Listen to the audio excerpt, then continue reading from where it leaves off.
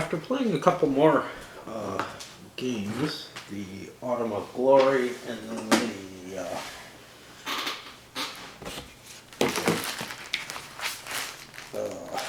couple of scenarios that were in here that are sort of, I don't know, expansions that you add to it. I wanted to come back and review a little bit more, mainly because I felt like my first review just didn't do a good job of working through the rules and looking at some of the specifics. I was very tired when I did it, and I know I didn't give the greatest view. I would suggest looking at the After the North Anna wrap.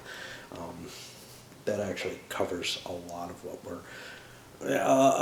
what I think about the system, maybe a little better than I covered it in my first actual review of the system. I didn't know I was coming back to it or how long it would take me. So looking at some of the concepts in the game, first of all, you got your hidden units, and you've got some reminder counters. And one of the things that I did not like is that some of the reminder counters feel like they would be better tracked as hidden information. There's no problem doing so. You've got a status sheet where you mark off your losses. You could be putting stuff like, this unit is ineffective now, which isn't really something that I think that the enemy should know, given that there are dummy counters on the board, which are worse than ineffective, that there's no troops there at all in that case. Why would those confuse you and you'd be able to know what's ineffective? So there's some little pieces like that that I would change if I was playing opposed. Playing not opposed, it doesn't really matter. You can decide whether or not you're going to take certain things into information, and they're actually more useful there. And that kind of goes to one of my, it's almost as if they designed a game, this game system, to use hidden information, but make it as playable solitaire as it possibly can be, which feels kind of weird to me. I'm thankful for it because it allows me to enjoy it a little better.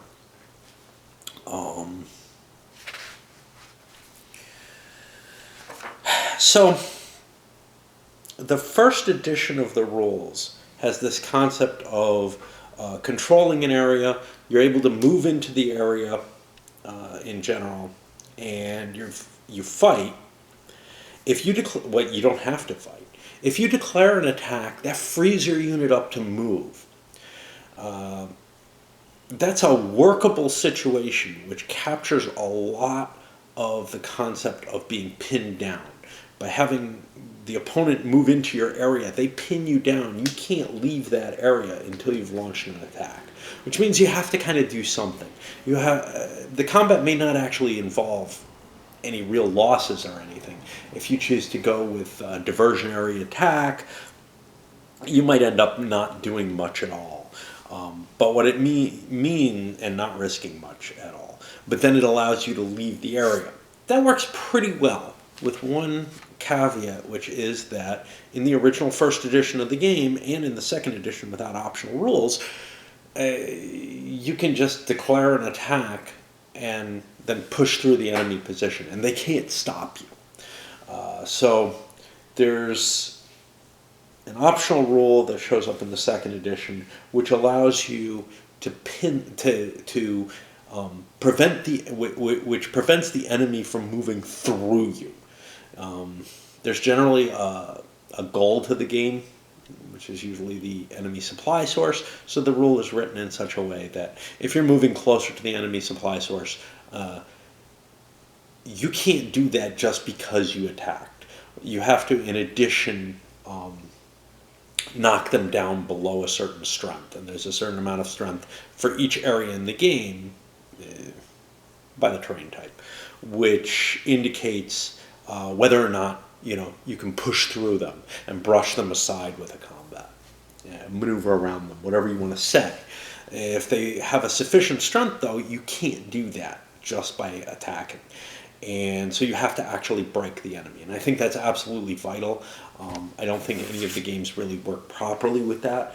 Although Mississippi Fortress kind of felt like it did because, hey, it's Grant being Grant and just pushing through people. So that's one of the things I wanted to touch on that I know I didn't go through, is that between the optional rules, and there's basically the core rules, which allow that pinning unless there's an attack, and then two optional rules, one of which prevents you from pushing through the enemy, the other one, which is also necessary, which is the general retreat, which allows you to move all the forces of your army back towards your home area. Because without that, it's too easy to slip behind the enemy, even with the optional troop strength limiting your ability to move. What's kind of nice about the combination then is that you can reposition forces along the front line to a large part. Usually, not always. You can reposition your forces along this front line, but you can't push through the enemy line. I think there would have been a more elegant way of expressing this, because this is all limited by how far you are from the enemy supply source. Instead, what I think it should be is if the line is supported. If the line is supported on both sides and there's some strength, you can't cut through that supported line functionality. That would be more complicated to write, but I think it would do a better job of expressing the reality, because a line doesn't necessarily relate to closer or further to your supply source. It usually works, but it's not perfect enough, and that's where this system really kind of fails. I really love the ideas in the system, but I feel like nobody nailed it down correctly and got the real elements of why you can't press through the enemy. It's not just that you have enough troops to hold the line. It's also got to do with you can't go around those troops in a certain direction. Well, what direction can't you go through them? In a direction where there are more of your troops supporting your line on the ends. That's when it really matters. That's the situation that makes sense. So you have to not only have enough troops to hold the line in that area, but you have to be anchored against something, river, whatever. And a river or difficult terrain might automatically do this. It's just, that would be a more sensible thing, but it felt like they just tried to patch the game together with well, this usually works, that's good enough. The idea of the communications phase and the limitations on what you can move. So as long as you have your core or whatever operating formation you have conglomerated enough, and basically that's the core commander, it's usually core, within one area of the units that are trying to do something, those units are pretty much free to operate. But there's a further limitation on that, which is they have to be able to trace back to their commander of the army. That trace is pretty much free. In most of the games, you can find enough space to be able to handle that trace, and you're not too restricted anymore. And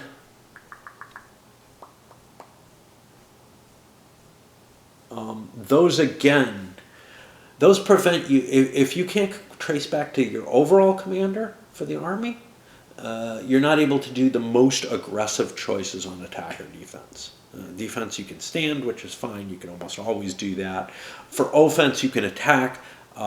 You can do the advanced formation. You can do the diversionary attack, but you can't go with an all-out frontal assault. Again, that makes sense. Any exceptions to that would be written into the specific rules for a scenario. It makes sense that you would need that impetus of, yeah, go ahead, take this, we need this now, being given. And there's not really usually a range restriction on how far the commander is. For the final thing, which is the commander has to trace back to his home area, the main restriction on that is you don't get any victory points for anything you do. Now, I didn't pay too much attention to that in general. In terms of casualties, which I don't think is one of the factors in here. Yeah, I think it's usually for terrain victory points. You have to have a line of communications going back to your home area. A couple of the things, notably Autumn of Glory, require something further, which is an actual supply line going back, which further limits the movement of the forces and gives them, they can still do the things that their commander requires of them, but what they can't do is they can't launch. They're reduced in strength for both attack and defense if they can't trace that supply line going back. And that supply line in that game is limited by range. And it feels like this sort of patch that,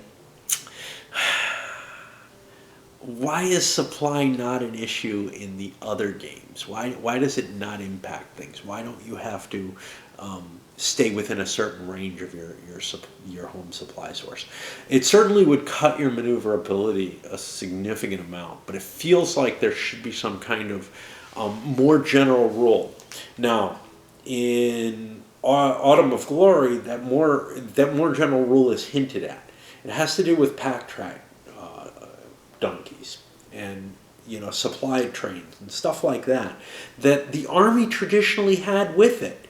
A couple extra counters and a more generalized rule might open up some more restraints on the army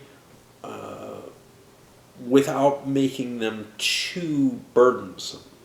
Maybe they're not worth it, Maybe the fact that you have, in all the other campaigns, you really did have adequate supply, that you could trace your supply across the whole map without a problem is fine, but here's the deal. Even if you are completely cut off from your supply, your home area supply, your forces and their wagon trains operate perfectly fine. And that is hard to believe because they can operate for several days, in some cases maybe a month, without any supplies. I got real problems with that.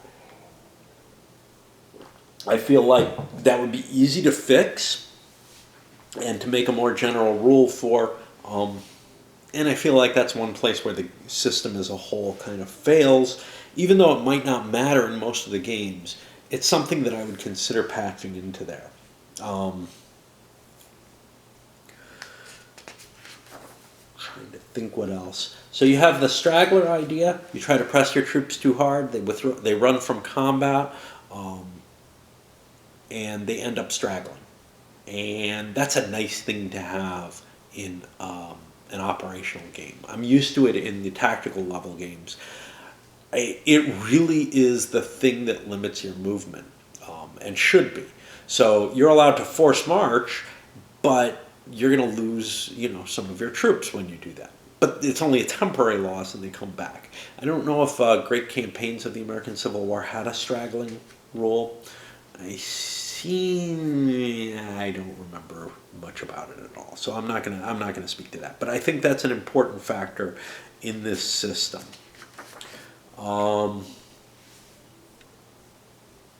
In addition, the system, because it's all hidden movement, cavalry takes in a heavier role in this than it does in most Civil War games that I'm used to playing. In most of them, I'm used to in the tactical games, I'm used to the cavalry being pretty damn useless. You might be able to, threaten a supply area. You might be able, in some cases with the repeating rifles and such on, you might be able to use them as a pretty damn good and powerful firing platform, but they don't have a lot of staying power because there usually aren't a lot of those in the scenario. But in general, you don't want to lose your cavalry. They're highly valued in terms of victory points in those. But here, because you want to be able to probe and see, hey, is that real stuff there, or is it just a dummy? How strong is that real stuff? What do I want to deal with it? It's kind of important that you have this ability to move into an enemy area and see what they've got, and then you can fall back if you don't like if you don't want to stick around there, which you usually don't, if there's anything real there. So that's a kind of nice the concept is nice. How much you get to see about the enemy, see, that's part of the problem here, because the enemy can pad their forces with some dummies on top and make it difficult for your probe to find anything out for real. You find a couple dummies, they're revealed, there's still a bunch of counters there, and you don't know whether you got real stuff or not there. So that's kind of problematic. And yeah, you should stop stepping in front of shotguns. It's washing machines. They demolish my t-shirts, and of course I can't not wear it just because it's falling apart. All my clothes is falling apart one way or another. Cavalry also has the capability to intercept, and that's generally something that's used with other that is used to prevent other cavalry from leaving their area. Cavalry is able to, in general, leave an area without having launched an attack, and the interception gives you a capability to negate that if you have cav as well, and then you can force a cav versus cav battle in that case. The combat system itself. So I'm not usually a big fan of the idea of moving the combat onto a battle board. In most games, it's just some kind of stupid little mechanism. Maybe it changes things a little bit here and there. But in this game, what they do is multiple formations can't be in the same wing in the battle board without a penalty accruing. And so it puts you in a position where if you have multiple formations, you want to throw them into different wings. And that can give you some flanking advantages, etc., especially on defense. It does give some flanking advantages on offense too, but they're far more limited. Basically, you get to shoot without them shooting, but shooting is not the only thing in combat.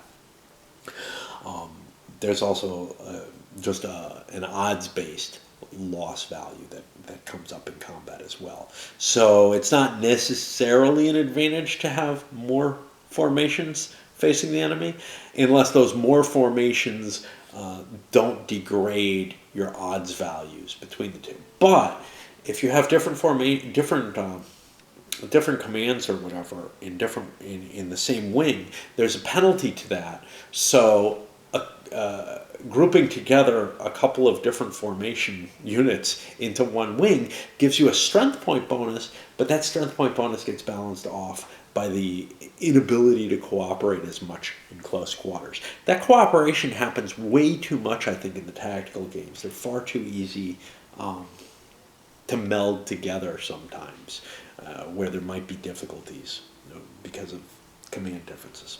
I think that the CWB system does a good job of representing that, largely by the fact of if the orders change for one unit or another, if you change your orders for one formation or another, that can cause problems in terms of, hey, these guys have to start moving and they've left these guys behind and now a gap opens up. So that kind of represents the sort of thing. Here it's more severe. I think maybe the penalty is too severe in this game for coordinating forces, but it means you just don't do it in the same wing, and that's okay too, I think.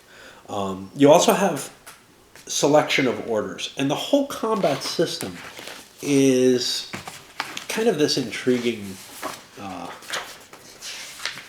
design where you have multiple things that you're relating together. So you calculate out the strength, and that's a combination. Infantry pretty much are worth 1. Say cav are worth a half point each, and then artillery is worth a multiple, depending on what tactic chit you pick for your particular wing. That tactic chit affects your combat intensity level, which is going to affect how much damage is caused by the combat intensity chart, which is basically just sort of I think it's to represent the melee side of the combat, the friction, the weight of the forces overall facing each other. It's quite possible, the more intense that you do things, the higher the intensity, the higher the losses on both sides for the most part. But if your odds are really in your favor, you're likely to do more damage than you take. And on the other, which of course that's going to happen from the fire table too, but that's a different thing. But here you can up the ante by increasing the combat intensity. Now, as the attacker, if you increase the combat intensity, you're probably going to suffer for that. That means you're doing kind of the frontal assault. However, there are advantages to that all the same, because when you get to the fire table, you will do more damage the more aggressively you're doing things. So you have kind of this combination, and I think it's mixed in melee and fire. It's not like this is just fire, this is just melee.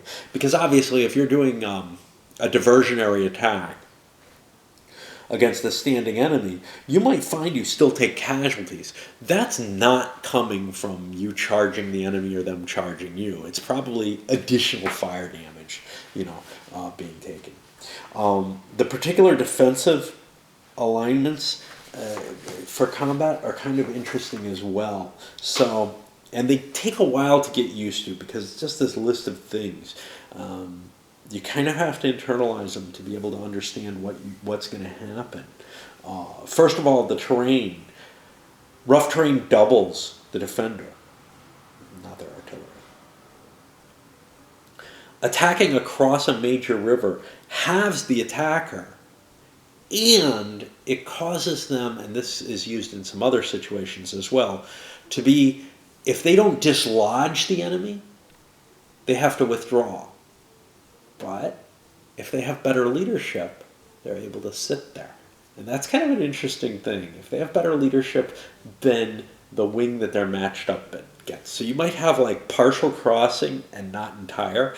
And once you make that crossing, you've got a bridgehead on the other side. And now your forces are at full strength for the next time you attack, or if you're attacked.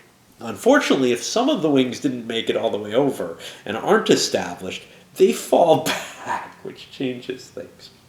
And it puts you in a tricky situation. And of course, there are more complex terrain types that get added in. The lead takes command has swamps, which change the world significantly. But these are kind of the basic ones that are in there.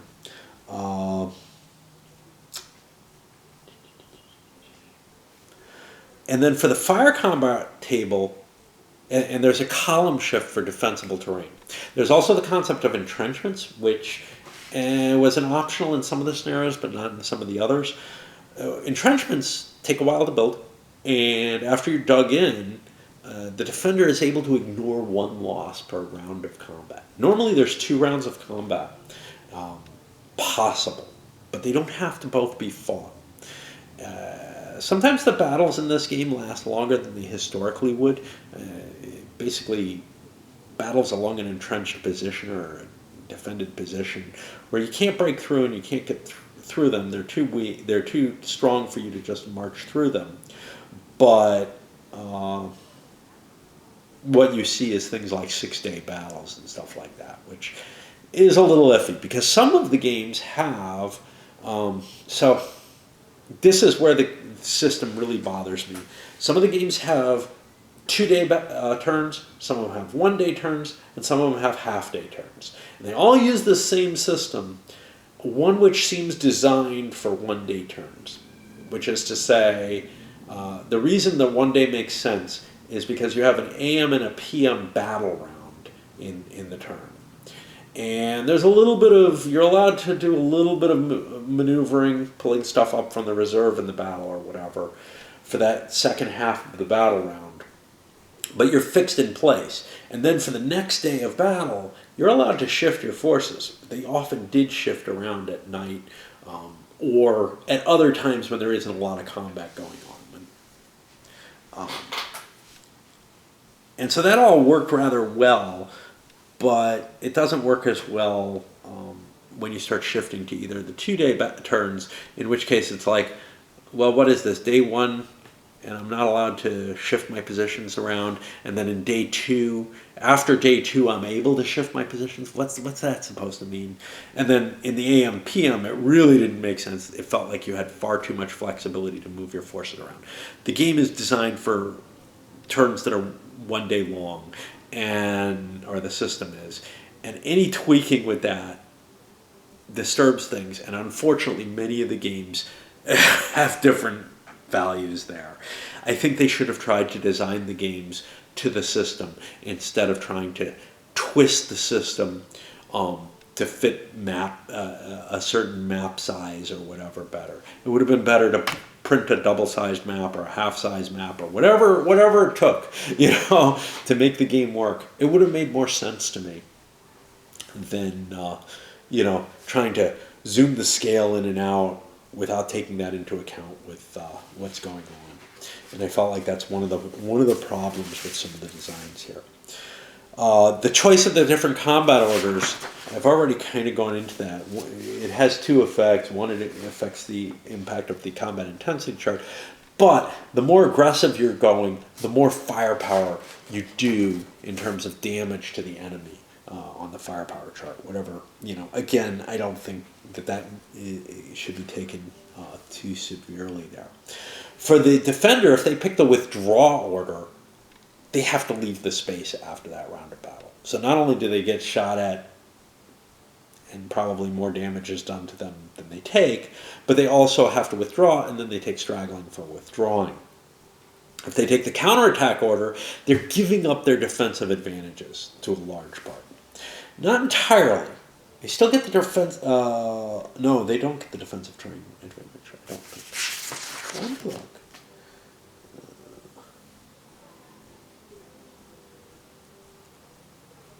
No, they do. Unless there's something I'm missing there. Which is shift one column to the left if the defender's units occupy a rough or defensible terrain area. Which I think you still get that in the counterattack. I'm not absolutely positive. I would have to look at that elsewhere from what I'm looking at right now. One of the bonuses to declaring an attack, one of the reasons you have to declare an attack in this system, is to be able to leave the area that you just walked into. Even if you're falling back, unless you declare a general army retreat, you have to do a combat, and that makes it difficult to get out of areas. Unless the whole army is withdrawing as a whole, which can be really painful, maybe too painful. Like, it's one thing to withdraw from the battle positions. Again, something that I think I'd change if I was rewriting the system. I would say only units that are engaged of that army have to leave, and they have to get out of the engagement, or try to, as best as they can. The leader casualties, I've got some gripes about this. They're not too big, but it's very unlikely that you're going to get leader casualties. It is impacted by how hard the attack's being pressed. That makes sense. But what makes less sense is it's really how much damage that you're taking. You have to take above a certain amount of damage for any casualty checks. And the casualty checks may be too high for core leaders under those circumstances. Overall, I'm going to reiterate, or try to reiterate, what I said at the end of my After North Anna coverage, or beyond, I don't know which it is, which is what I really like about this game is it strongly pictures, or it paints a very easy for me to understand picture of that operational combat as a whole. The idea of I'm pinned in place and I can't get through the enemy. The idea of I can sit there and not launch attacks, and we can sit there facing each other for a couple of days, something that happened quite often. The concept of having to maneuver around the enemy rather than just trying to plow through them definitely feels like it applies very heavily in this more than anything else. One of the things that really impressed me the most was the idea of operational reserves. Forces that are not engaged. And this has to do with the pinning rolls. The way that you get pinned down means that, I kind of want to make sure I have something available that I can throw in, especially as a defending player, if my line gets hit too hard. If my line gets hit hard in one place, because I can't do the counterattack that lets me withdraw. And I probably don't want to run my whole army out. So by having, an extra corps in reserve or something, I can do a diversionary attack with 2 core instead of 1, or 1.5 instead of a half, or whatever it is that my line is built out at, and then allow me to extricate myself from a situation that I don't want to be in, for whatever reason. It also lets you dig trench lines behind the lines, which layering of trenches might make sense in the Richmond campaign, probably doesn't in most of the campaigns. But yeah, overall, I really like some of the ideas of this. I just feel like it's not that polished a product, and the way that the system has been bent and twisted to fit some specific idea of, the system doesn't really cover this, so we're going to make special rules that cover it, that are things that the system should have covered. That kind of stuff kind of bothers me a little bit. Like the supply rules, I feel like there's a general rule there. I would say there's probably about a half dozen such cases. I'm not going to try to list them all, because my brain isn't good enough at trying to find those. But I just keep running into these things where I'm like, they really had to make a special rule for this, and honestly, it should be the general rule, or there should be a general rule that could have been abstracted from this that would work better. But overall, yeah, I like the picture that this paints for the most part. The area movement works really well for it. The pinning atmosphere, the obvious need to not plow forward, but to try to do outflanks, try to get to your goal in the game without actually engaging the enemy through maneuver. It seems so valuable to me and so impressive for most of the campaigns. Now there are some where that's less applicable, where you do have to plow your way through, and those are ones where the special rules that should be general rules kind of come into play. Anyway, just consider this an addendum if you're a true addict or whatever, or didn't feel I gave you enough in the first review. Here comes another one.